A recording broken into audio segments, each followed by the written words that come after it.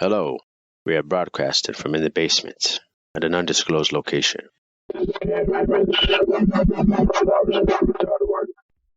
Imagine a traffic director. She directs cars in an orderly fashion. She lets them go. She holds them back. And she is happy to do her job. There is peak hours of traffic, rush hour, and there are downtimes. This traffic director is different in that this job never ends. She works all hours of the day and every day of the week. But since she works in a well-administered district, there are only a few high traffic hours, and mostly low traffic days. This traffic director is able to manage traffic just fine. Across town in another district, there is another traffic director on the job. In this district, the city administrator is negligent, so traffic there is horrendous. Every hour is rush hour, and the traffic director on the job is stressed beyond reason. Imagine this traffic director, overworked, overused, and overwhelmed. Since this traffic director is on the job 24/7, there is no break and no days off. Every hour, a surge in traffic is seen clogging the lanes, and the traffic director, in a mad scramble, tries to control the traffic, with no way of quitting, no way of ever leaving the slavery. Like Bill Murray in Groundhog Day, every day is an unending nightmare. Over time, this traffic director becomes degraded, defeated, and disenfranchised. He loses his ability to control the traffic, no longer sends them to their correct lanes, causing chaos on the roads. Eventually, he puts his stop traffic sign aside and gives up. The traffic directors in these stories are a metaphor for the hormone insulin, and the city administrator in charge is you. Every time you eat and drink any drinks that have above 30 calories, your body produces insulin, and the cars in this case are a metaphor for various types of nutrients, carbohydrates, fat, and protein amongst others.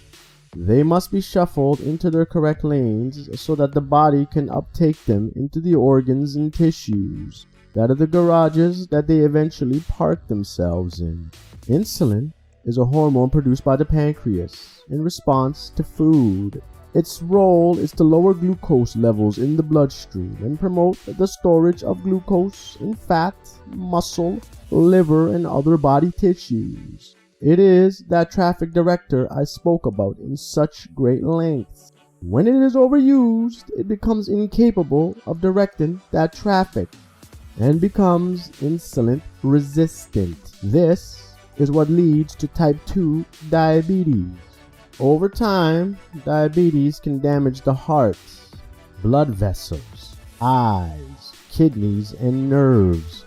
Combined with reduced blood flow, neuropathy, nerve damage in the feet increases the chance of foot ulcers, infection, and eventual need for limb amputation. Diabetes is the cause of 2.6% of global blindness and is amongst the leading causes of kidney failure. One way to reduce the amount of insulin spikes, the rush hour of traffic, is to simply eat fewer meals a day. And by meals, I include any drinks that have sugar or are above 30 calories. How can I eat fewer meals? By fasting. In a religious manner such as the Muslims do during Ramadan, or intermittently fasting. Not only does fasting reduce insulin spikes, making your body insulin sensitive, which is the opposite of diabetes, insulin resistant, but it forces your body to use sugar stores in your livers, muscles, and bloodstream. When these sugar stores are low, your body then uses fat or adipose tissue for fuel. This is why you need fat at all, to be used in times of need. But if you have constant energy in your blood from sugar directed by insulin, your body is not in any need of using your fat stores. Also, if that insulin is present in the blood, it blocks your body from using fat as fuel. I know that was a lot to take in, so I will simplify. Stop eating and drinking calorie drinks so often. It's not the amount that you eat, It's the repetition of it. Eat all of your calories in a small window of time. The smaller, the better, but at least make it 12 hours of the day that you don't eat or drink. 8 hours where you don't eat or drink is even better. This reduces your insulin spikes significantly. Remember that insulin is that traffic director we spoke of in length. When you eat/drink, he has to work. When you don't, he doesn't.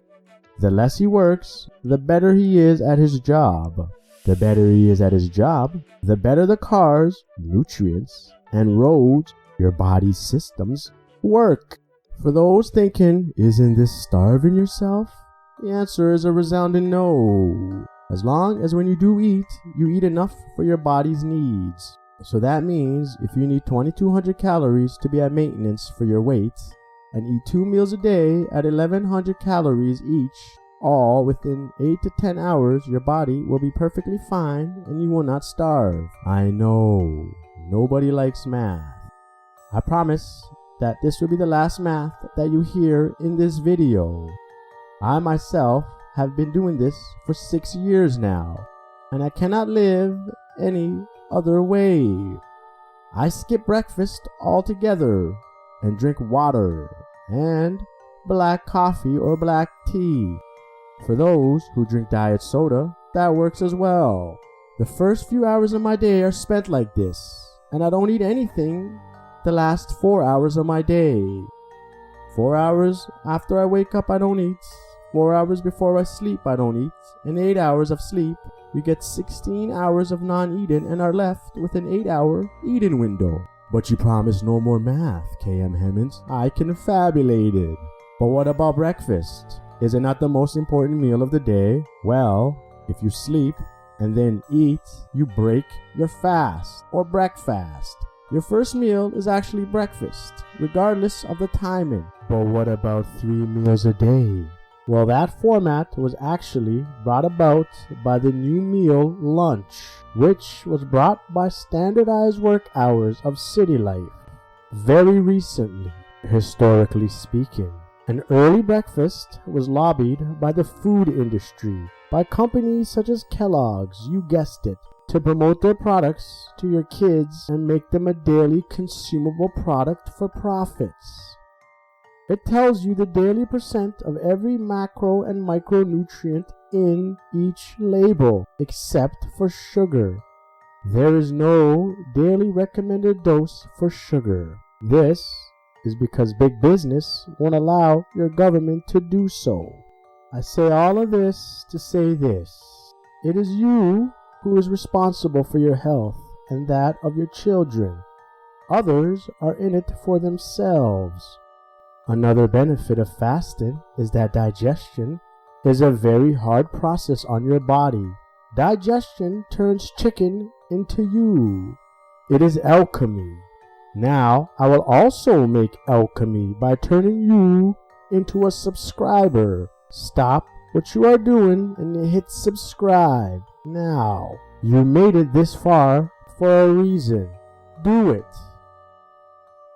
As we were, another benefit of fasting, if you wait long enough, the body will begin removing damaged cells and renewing them in a process called autophagy. If that wasn't enough, your body releases a hormone called human growth hormone, a hormone that peaks during puberty and decreases as we age. It thickens skin, reduces fat, helps to maintain, build, and repair healthy tissue in the brain and other organs.